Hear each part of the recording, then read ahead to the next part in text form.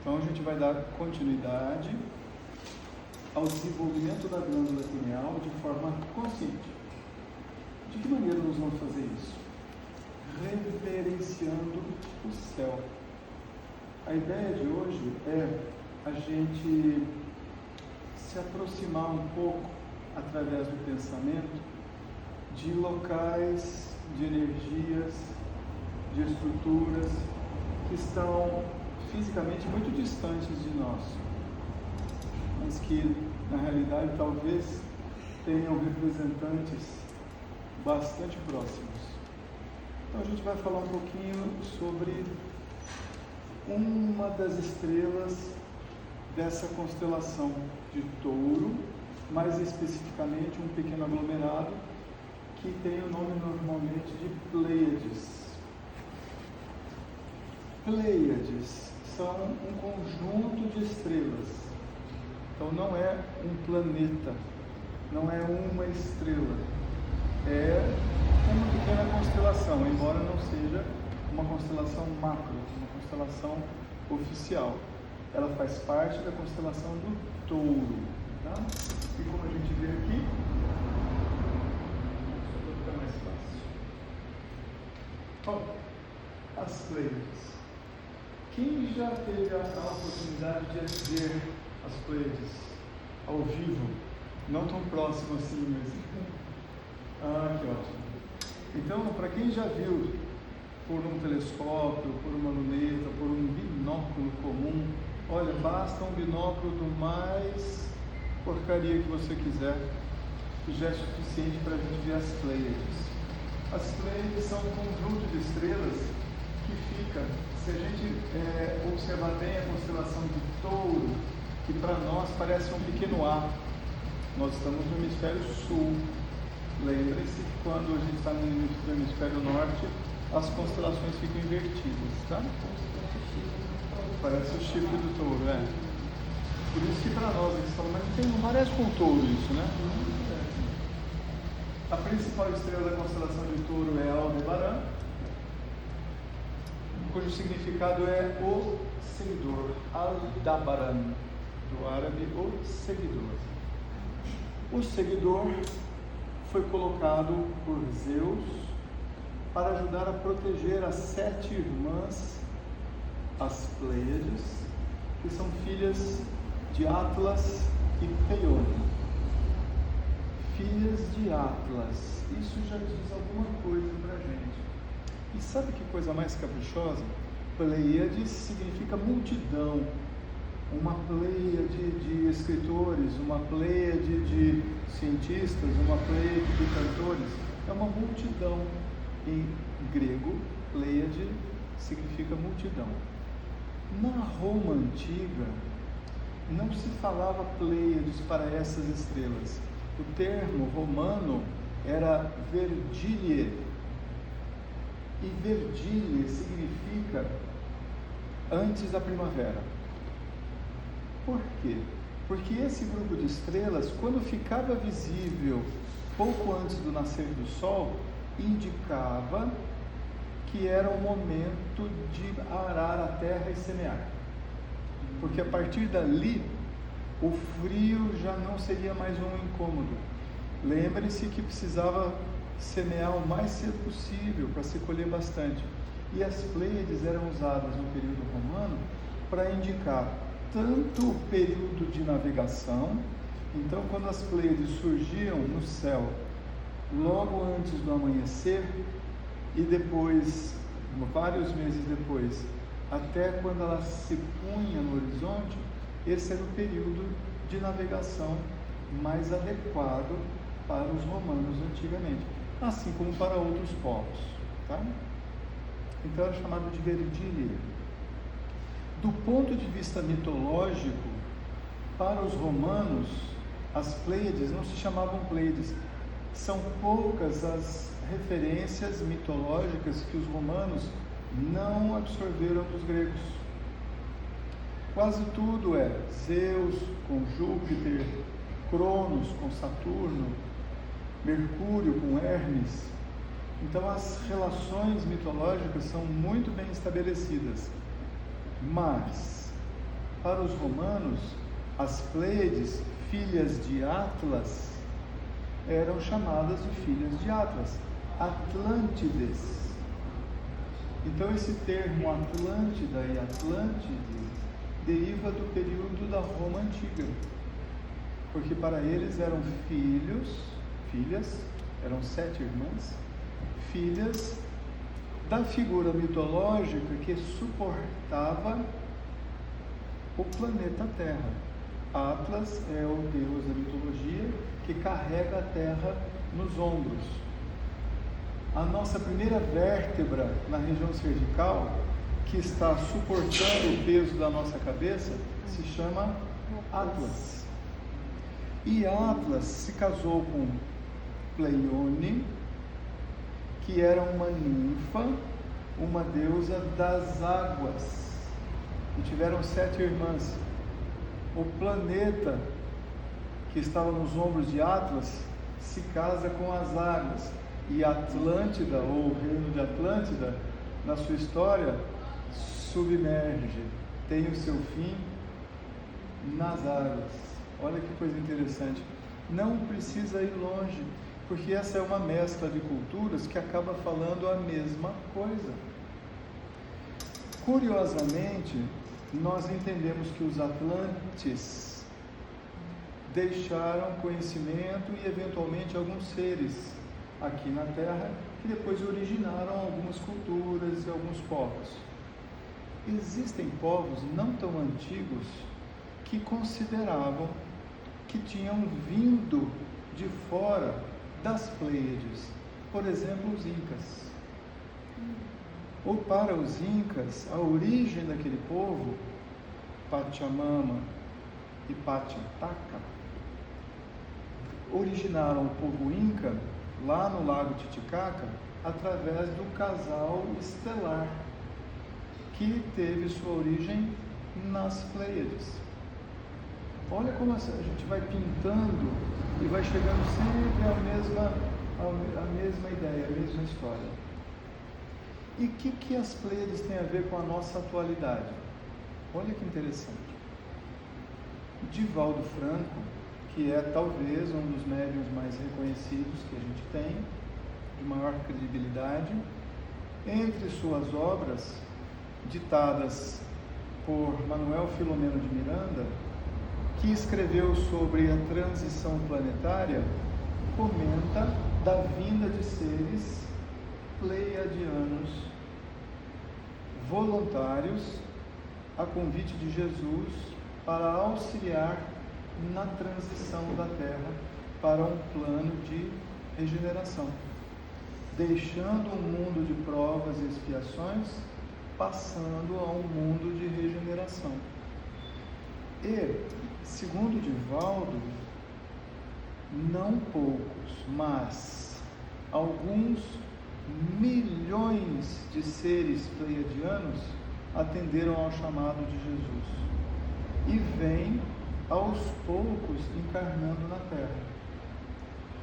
Olha que interessante, já vem há muito tempo. O povo Inca se dedicou ao culto das estrelas e de seres vindos de fora do planeta Terra até por volta de 1534, 1538, até um pouco mais. Quando a colonização espanhola suprimiu a cultura inca de uma forma muito dura, ela foi capaz de diminuir a força da cultura inca através de obras materiais. A região de Cusco e do seu entorno tem uma característica interessante. Onde havia templo inca, os conquistadores daquela época criaram ou igrejas ou prédios em cima da base da construção dos templos incas, como forma de dizer que aquela nova cultura suplantava e estava acima, estava apoiada em cima da cultura anterior.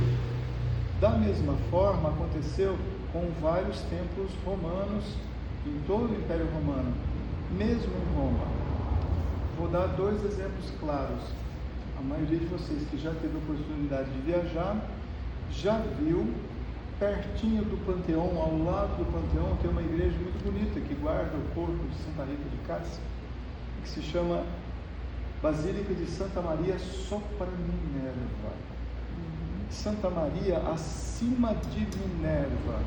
E essa igreja foi construída exatamente em cima dos alicerces do templo dedicado a Minerva. A mesma história foi feita em Assis. Para quem se recorda de Assis, naquela praça normal onde as pessoas se reúnem, a pracinha do centro de Assis, existem ainda algumas colunas de um templo romano antigo, e é hoje a igreja de Santa Maria sopra Minerva. Então esse era um processo de suplantação de cultura através da criação de estruturas em cima dos alicerces da cultura anterior. Tudo bem? Está dando para acompanhar? Joia. Então Divaldo vem nos contando que, assim como Capela enviou para a Terra muitos seres que não estavam mais sintonizados com a frequência dos planetas daquela região da estrela Capela, na constelação do Cocheiro, e Capela enviou para a Terra seres exilados, assim como também voluntários, mas na sua grande maioria exilados. O sistema das Pleiades vem encaminhando para a Terra seres voluntários, olha que bacana, que atenderam ao chamado de Jesus. Desde o povo Inca já se sabia disso, isso nós estamos falando do século XVI. Mais modernamente, Divaldo fala para a gente que especialmente na década de 70 e mais especialmente a partir do ano de 1972, de lá para cá, vem encarnando vários seres da constelação de Pleiades, mais especificamente da sua principal estrela, que é para nós, que é Alcione. Por que para nós? Porque longe de parecer um grupamento de, a gente chama de 7 estrelas porque eram 7 irmãs, mas quando você olha com binóculo, quantas estrelas são visíveis? Um monte. Mais visíveis são 8, que são Atlas e Pleione, os pais das Pleiades, e 6 das 7 Pleiades. A última delas, que é Merope, não é visível facilmente a olho nu, porque, segundo a mitologia, Merope foi a única que não se casou com um deus. Casou-se com um humano, que era Sísifo, e teve filhos humanos. O restante se casou com deuses e tiveram filhos deuses. Por isso aparecem no céu. E, teoricamente, por ciúme, as 7 irmãs foram perseguidas por um caçador que se chamava Órion, e depois de 7 anos de perseguição, Zeus teve piedade das 7 irmãs, colocando-as nos céus para fugir eternamente do caçador Órion. E para vigiar que o caçador jamais encontrasse as 7 irmãs, ele coloca um seguidor nos céus, que é justamente a constelação do Touro. Tá fácil, tá tranquilo? Agora é que entra a parte científica mais interessante. Na década de 70 é que se ganhou com mais forma na ciência a reprodução assistida e a fertilização in vitro no planeta Terra. Então começou-se a estudar e se praticar, e hoje é corriqueira, a forma de fertilização in vitro, quando um casal não consegue filhos fisiologicamente, quando existem impedimentos anatômicos, fisiológicos, por aí vai, existe uma possibilidade que é da reprodução assistida, e a sua forma mais conhecida que é a fertilização in vitro, onde a gente coleta óvulos do ovário da mulher, coleta espermatozoides do homem e libera esses espermatozoides, ou através de uma pequena agulha introduz um espermatozoide dentro do óvulo, faz artificialmente a fecundação daquele óvulo, tá bom? Se a gente faz isso artificialmente, não está sendo por uma via natural. Em teoria, não houve um ato de amor, uma relação sexual que tenha causado uma fecundação. E ainda assim, é um espírito que vai acoplar nesse ser? Vocês acham que sim ou que não? Vocês já ouviram falar de algum bebê de proveta que nasceu vivo, bonitinho? Conhecem algum? A ovelha dória é a gonagem. Bom, pode acender a luz? Que Pode, tá pode, usando pode, aqui? pode. Acende aqui. É no coelhinho. Então, a gente conhece, tem um muito próximo da gente no coral. E... Então, a fertilização in vitro, olha só que curioso. E aonde que a gente vai chegar? Quando a gente tem uma relação normal e uma fecundação depois de um ato de amor de um casal, a gente tem uma conjuntura magnética que vai promover aquela fecundação. Mas tem também um contexto magnético, espiritual dos pais no momento da fecundação, especialmente se ela acontecer logo nas primeiras horas após a relação. Está dando para acompanhar? Joia! Lembrem-se que a glândula pineal da mãe interfere no processo de apagamento genético através da metilação e desmetilação do DNA, que nós já conversamos.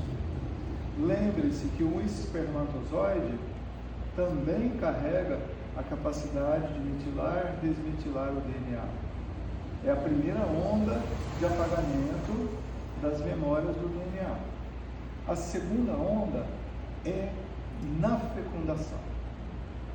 Se essa fecundação ocorreu de maneira artificial, in vitro, num laboratório, sem a presença próxima fisicamente dos pais, tem diferença se ela acontece quando os pais têm uma relação e continuam dormindo juntos nos próximos dias, quando acontece o processo de fecundação? Tem bastante diferença. Energeticamente falando, tem diferença. A gente pode imaginar, se a gente pensar cartesianamente, que um ambiente frio do laboratório vai ser desfavorável espiritualmente para aquele feto que está vindo ali, para aquele espírito que está reencarnando. Mas a gente pode enxergar que a gente diminui a influência deletéria das vibrações desorganizadas do pai e da mãe, oriundas do cotidiano e que vão influenciar o momento da fecundação. Note, o casal tem relação. No dia seguinte, o pai está preocupado com uma série de coisas, a mãe está preocupada com outras. Eventualmente ocorre uma discussão. Uma série de fatores estressantes pode acontecer, uma série de exposições ambientais, magnéticas, ruidosas, químicas, alimentares, que vão promover, nós já sabemos que o fator de estresse principal, que é a liberação de cortisol, pode influenciar a desmetilação e a metilação do DNA, já vimos isso. Então esse óvulo que está ali, no comecinho da trompa da mulher, e que o espermatozoide vai encontrá-lo geralmente no terço médio ou distal da trompa, e promover a fecundação, ele também vai sofrer interferência de todo o ambiente, interferência positiva e também não positiva. E no laboratório, se a gente pensar cartesianamente, o laboratório frio dos cientistas que só estão pensando em quanto eles vão cobrar por aquele procedimento, na temperatura que estava o refrigerador, isso é uma forma de pensar. Mas, se o espírito que precisa encarnar não está acostumado com as vibrações do planeta Terra, não encarnou ainda no planeta Terra e tem que se adaptar às frequências vibratórias de nós, seres humanos. Precisa imprimir a sua própria frequência e metilar ou desmetilar partes dos genes do DNA sem interferências. E acontece essa fecundação em um ambiente quase que solitário. A gente pode imaginar que isso também pode gerar um ambiente propício para que esse espírito imprima, na hora da fecundação, as características que são necessárias para ele. Está dando para acompanhar? Por que isso é importante? Porque assim como Divaldo e outros autores colocam para nós, seres das Pleiades vêm com uma tarefa muito importante. Não é de salvar a humanidade através da caridade, por exemplo, ou através de uma revolução, ou através da educação, como Emmanuel provavelmente vem. E uma dica: vocês acham mesmo que Emmanuel viria em um ambiente espírita facinho de ser reconhecido? Paremos para pensar um pouco se ele de repente não vem religiosamente vestido de outra forma, para que ele fique até mesmo mais oculto às nossas influências, morrendo de vontade de identificá-lo, para cobrar dele a sua tarefa, que viria fazer grandes coisas. Olha como a gente é pequenininho. Então, segundo esses autores, esses seres pleiadianos vêm com uma tarefa. Qual é essa tarefa? Imprimir as suas características no nosso DNA de forma a modificação genética nas proles subsequentes. É assim que se modifica geneticamente uma espécie. É uma das maneiras. A outra é você fazendo uma alteração material, química no DNA. Mas nós estamos falando do ponto de vista espiritual. E segundo esses autores, esses seres das Pleiades vêm e, colocando as suas características nos genes, ativando alguns genes, desativando outros genes. Agora, recentemente, nos saiu um estudo da Faculdade de Medicina da USP, se não me engano, ou da Unifesp, mostrando que os médiums geneticamente têm características diferentes. Isso é um trem tão delicado, gente, porque pode fazer os médiums e os espiritualistas se sentirem superiores e facilitar a queda nossa, mas ao mesmo tempo também pode favorecer uma certa discriminação do ponto de vista religioso, porque uma vez que se identifica laboratorialmente que uma pessoa é médium, então você marca aquela pessoa, você põe um carimbo ali, você está criando um estigma. Está dando para acompanhar a importância disso?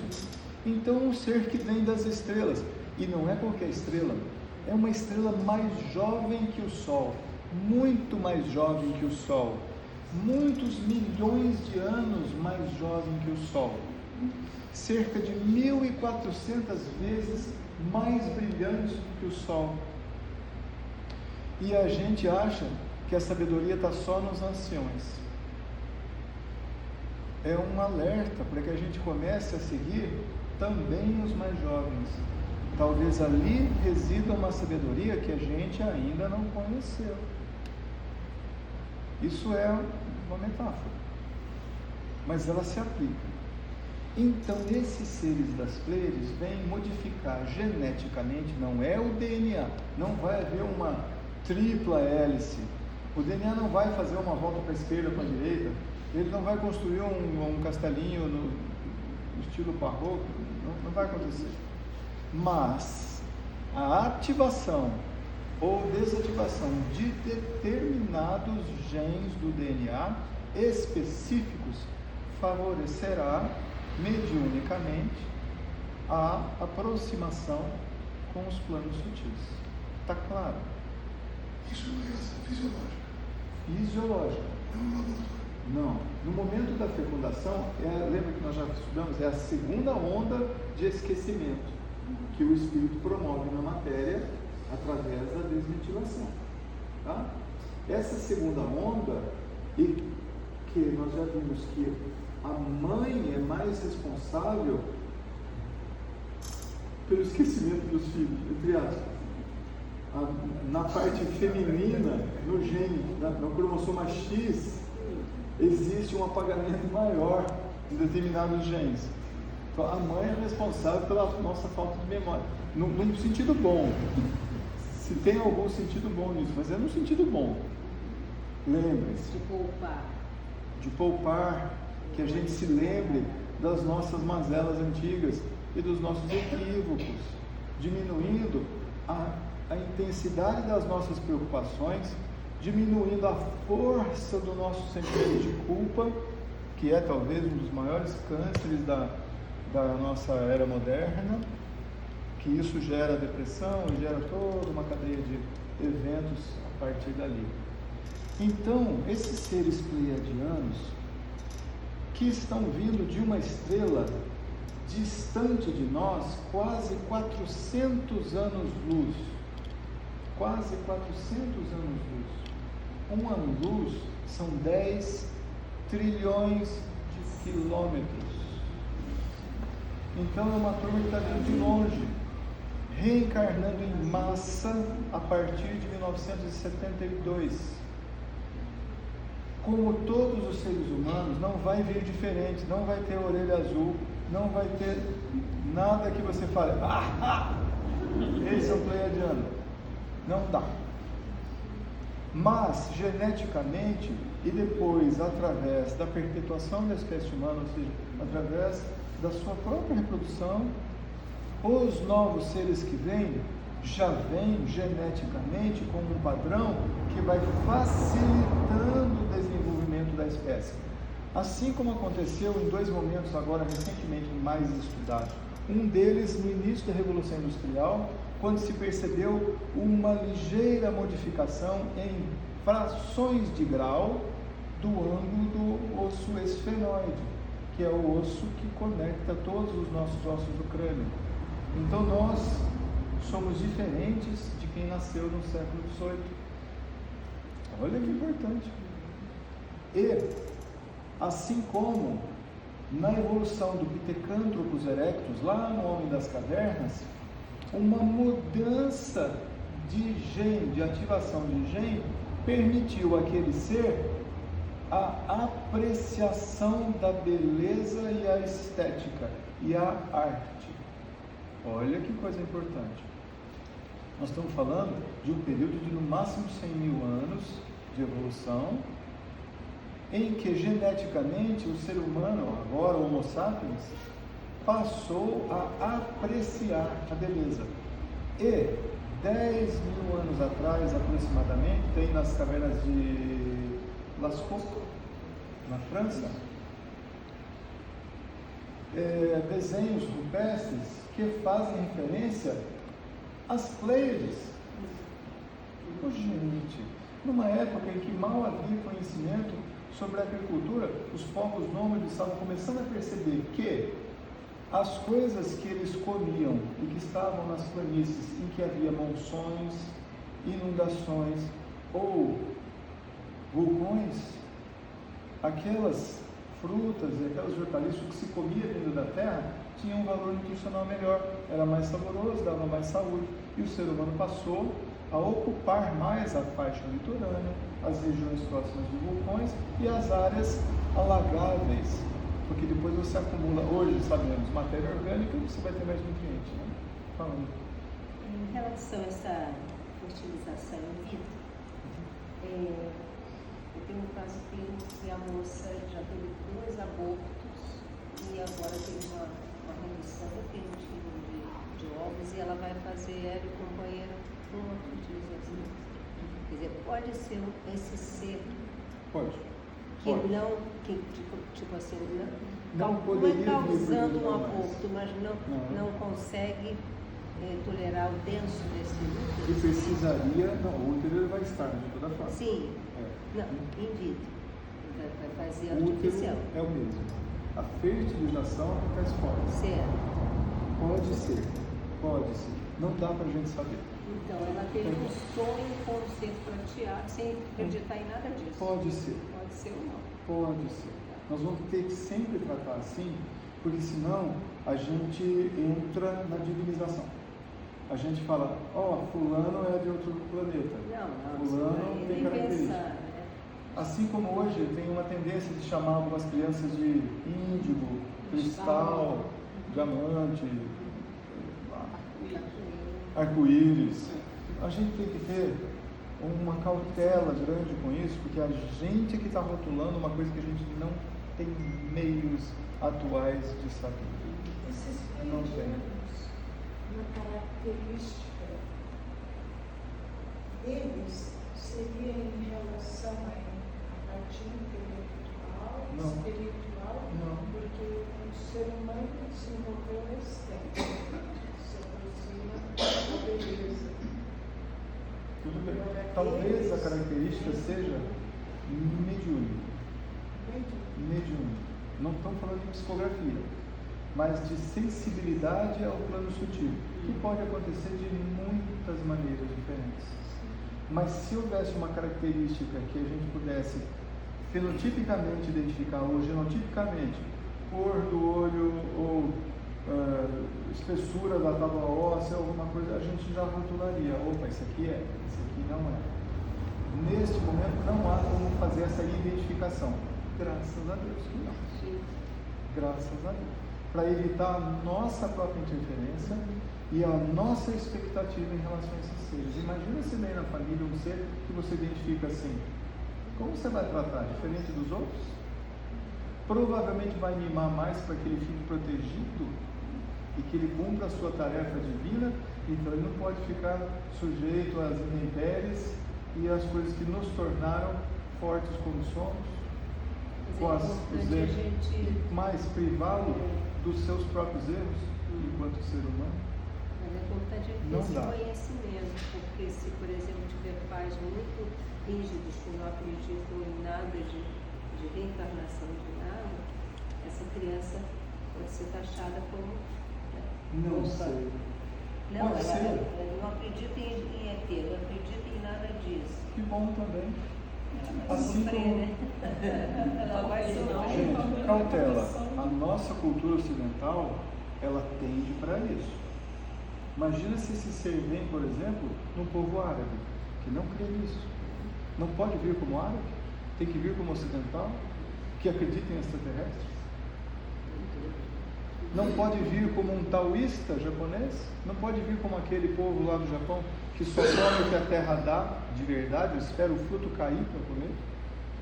Não pode vir como um nórdico que vai se alimentar basicamente de carne e óleo de baleia, porque tem que ser vegetariano. Não. Vindo para a terra já é um ato de misericórdia. Tá? Aqueles de 1972 para cá têm mais chance de serem seres assim. Existe um livro interessante, já de décadas atrás, chamado Síndrome do Estrangeiro, Malu Balona, se eu não me equivoco. E ela tratava um pouco desse assunto, as pessoas que não se adequam e que talvez tenham características de seres diferentes. São formas da gente olhar, mas sempre um olhar externo, a gente olhando para um ser, a gente vai julgá-lo segundo a nossa capacidade de conhecimento, segundo os critérios e conceitos que nós temos. Não dá, não vai funcionar. E se funcionar, talvez a gente vai fazer alguma bobagem com essa história. Então a ideia para hoje é, quando a gente sair daqui, desligou. Vamos olhar para a região, ele até ele voltar. Quando a gente sair daqui, olha para o céu, para a região do sol nascente, para o leste, para lá, pra cá. E busca uma estrela vermelhinha, não vai ter erro. Vocês vão olhar para o leste e vão ver Aldebaran, o seguidor. E vocês vão olhar para a esquerda e para a direita do seguidor. Para a direita, vocês vão ver uma estrela muito brilhante, que é Sirius, na constelação do Cão Maior. Entre elas, uma estrela média, um pouco mais acima, que é Próximo, o Cão Menor. guarda, uma vermelhinha que é Aldebaran. Não é melhor você mostrar no planetário, bem? Só ligar ali rápido, Pode, porque tá você bom. pôs até agora. Tá beleza. Vou dar uma pausa aqui. Tá.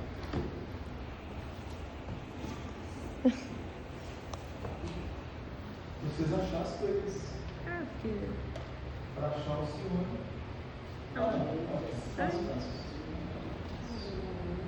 Olha só. Apaga lá, fazer o favor. Então vocês vão olhar lá para o leste, ó. Entre leste e nordeste, tá? Leste, nordeste. Vai ficar fácil que vocês vão ver a constelação de Órion, as Três Marias, para quem consegue identificar fácil. Pertinho das Três Marias tem a nebulosa de Órion, uma estrela vermelha que é Betelgeuse, Rio, que é Morgana. Aí vocês vão seguindo e vão chegar no olho do touro, Aldebaran. Vai mais para a esquerda e vocês vão ver um ondadinho. É um ondadinho de células na frente, de estrelas. E a estrela mais brilhante desse ondadinho, que é essa na ponta da seta aqui fica Atlas e Pleione, aqui fica Alcione. E aqui Electra, Merope, Égide, tá? Então vocês vão achar fácil as Pleiades. Sírios está mais para cá. Olha lá. Sírios. Então, ó, Sírios, Três Marias, Aldebaran, Pleiades. Ok?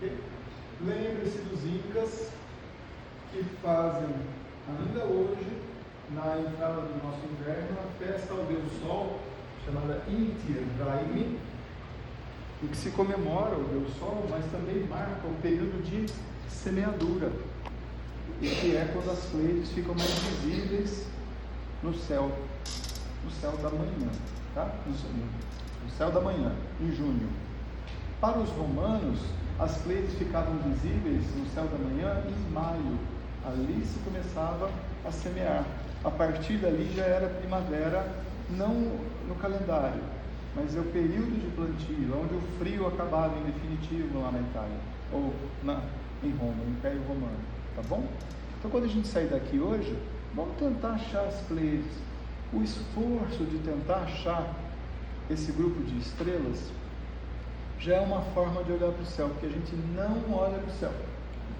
Fica de noite, você sabe que está de noite, malemar, se é lua cheia e alguém mandou uma foto para você no WhatsApp, você fala, a lua está cheia, olha que beleza. Olha para o céu, perca um pouco do seu tempo, mas ganhe um pouco do seu espírito olhando para as estrelas. Um dia qualquer nós vamos fazer isso aí em campo aberto, vamos voltar a estudar as estrelas, como a gente fazia antigamente. Dá para ver as Pleiades a olho nu. Vai ver uma coisinha assim, um churrasquinho de estrelas. Azul. Por que azul? Porque existe uma nebulosa, uma nebulosa de poeira, que filtra as frequências de luz e para nós chega de forma azulada. É óbvio que as Pleiades não estão todas juntinhas, elas estão tridimensionalmente muito distantes umas das outras. Para nós, na abóbada celeste, parece com esse desenho, tá? Mas não são assim na realidade. Assim como elas não têm essa poeira azul envolvendo. Alcione não é uma estrela. Alcione é um sistema quádruplo. São 4 estrelas. E esses seres estão vindo de planetas que orbitam esses 4 sóis desse sistema. Então nós podemos imaginar que são seres vindo como se nós estivéssemos olhando para o céu de dia e víssemos 4 sóis. Olha que coisa diferente. E diferentemente de seres exilados, como nós, se é que nós viemos de Capela, ou sabe-se lá em onde, diferentemente de nós que viemos aqui resgatar débitos de situações complicadas, esses seres estão vindo em doação, mesmo que eles tenham testes e sofrimentos enquanto humanos, Talvez como missão, porque quando a gente sofre pelo outro, a gente diminui o peso do outro. Nós já estudamos um pouco que, fazendo atos de amor, de compaixão, de caridade, a gente interfere no karma do outro. Então vamos lembrar disso. E vamos nos conectar com Alcione e com as Pleiades. Ok? Esse olhar do céu vai alimentar a opinião? É óbvio. Nós já falamos sobre isso. Lembra que a Lua é o principal astro, é o principal corpo celeste que influencia a pineal pela sua proximidade e massa. A mulher ovula mais ou menos a cada um ciclo lunar. Um bebê nasce após 9 ciclos lunares. Nós sabemos que esses corpos celestes influenciam a pineal, parcialmente a proporção da sua massa, mas parcialmente a proporção da sua distância e parcialmente da sua luminosidade e intensidade. Então, uma estrela como essa, a luz que nós estamos vendo, ela aconteceu 400 anos atrás, quase que no período em que os incas perceberam que eram filhos dessa estrela. Olha que coisa curiosa. E a gente agora, 4 séculos depois, um pouquinho mais, talvez tenha a chance de perceber que novos seres, novas crianças estão vindo oriundas desse sistema planetário, desse sistema estelar. Ok? Então, só para a gente ficar claro, não é que virão encarnar em bebês de fertilização in vitro somente. Cuidado com isso. Existe uma possibilidade um pouco maior de que na fertilização in vitro esses seres se aproveitem dessa situação para poder imprimir as suas características, ativando e desativando genes necessários para a mudança do ser humano para o planeta de regeneração. Tá ok? Essa é a síntese do nosso estudo de hoje. Então, quando a gente for agora para a segunda parte do trabalho, vamos tentar manter uma conexão em reverência àqueles que são de 1971 para trás. Não quer dizer que já era. De repente você tem uma carinha meio pleidiana, né? Pode ser, mas a probabilidade é um pouco menor do que dos que nasceram de 1972 para cá. Tá bom? Se abrir o caminho. Exatamente. Então vamos para a segunda parte do trabalho?